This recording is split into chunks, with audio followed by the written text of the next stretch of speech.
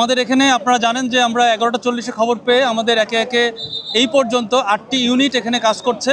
এখানে বেসিক্যালি গার্মেন্টসের ফায়ার হিসাবে আমরা প্রথমে জানতাম, পরে এসে দেখি যে এটা কেমিক্যাল গোডাউনও রয়েছে এবং আমরা ধোঁয়া দেখে আমরা যাচাই বাছাই করার চেষ্টা করি। তখন আমরা জানতে পারি যে এখানে 4-5 পদের 6-7 রকমের কেমিক্যাল থাকতে পারে, যেমন পারক্সাইড, মেটা, পটাশ, এনজাইম, ব্লিচিং পাউডার ইত্যাদি। গত টঙ্গী ফায়ারের মতো যেরকম কেমিক্যাল ছিল এখানেও সেরকমই রয়েছে। আমরা যখন এটা বিভিন্ন মাধ্যমে লোকালস যারা এখানে লোকাল রয়েছেন তাদের মাধ্যমে এটা জানতে পারি। আমরা এতক্ষণ ধরে গার্মেন্টসের আগুনটা আপাতত নিয়ন্ত্রণের মধ্যে চলে আসছে, বাট আমরা এখনও কার্যক্রম চালাচ্ছি, আমাদের সার্চিং কার্যক্রম চলছে।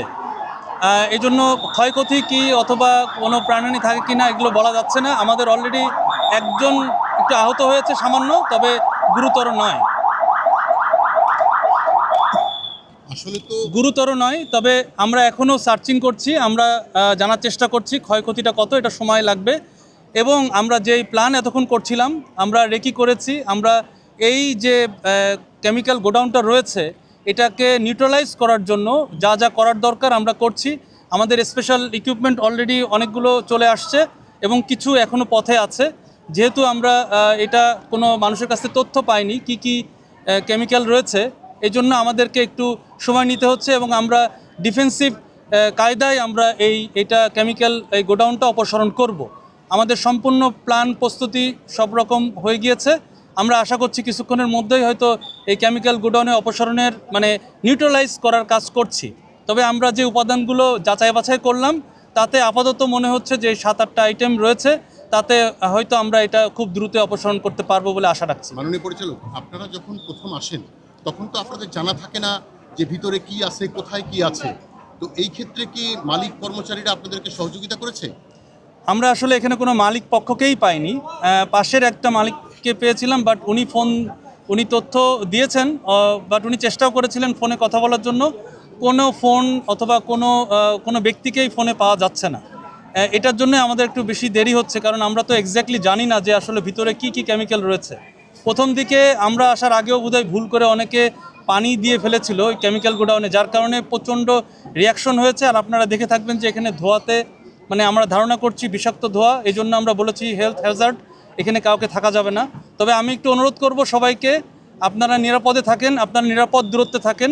সে আপনি ভলেন্টিয়ার হন, আপনি সাংবাদিক হন, আপনি লোকালস যেই হন না কেন, আপনারা একটু নিরাপদ দূরত্বে থাকেন। আমি আইন শৃঙ্খলা রক্ষাকারী বাহিনীর সবাইকে অনুরোধ করব, যেহেতু এটা নিউট্রালাইজেশনের কাজ চলমান রয়েছে এবং আমরা করব, সুতরাং আপনারা যে কোনো দুর্যোগ হঠাৎ করে হতেও পারে, এটার জন্য আপনারা প্রস্তুত থাকবেন এবং দূরে থাকবেন।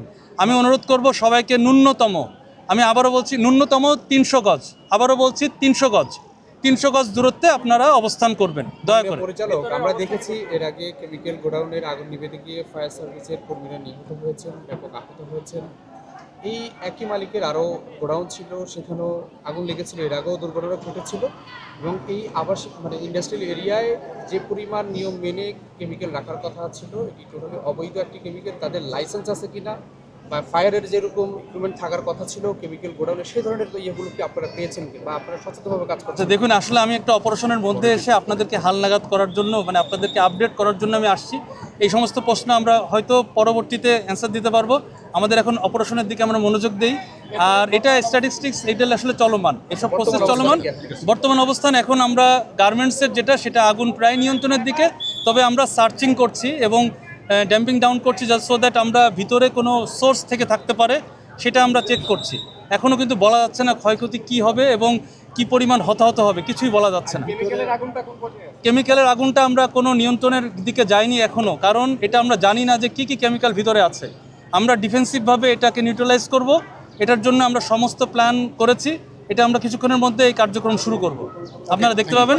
ধন্যবাদ। আমরা আপডেট দিলাম, এর পরবর্তীতে অপারেশন শেষ করে আপনাদেরকে আবার ফার্দার ডিটেল জানাবো। এইগুলো আমরা সার্চিং করছি, বাট আপাতত মনে হচ্ছে এটার অনুমোদন হয়তো নাই, তবে আমরা সার্চিং করে দেখতে হবে, জানতে হবে। Thank you.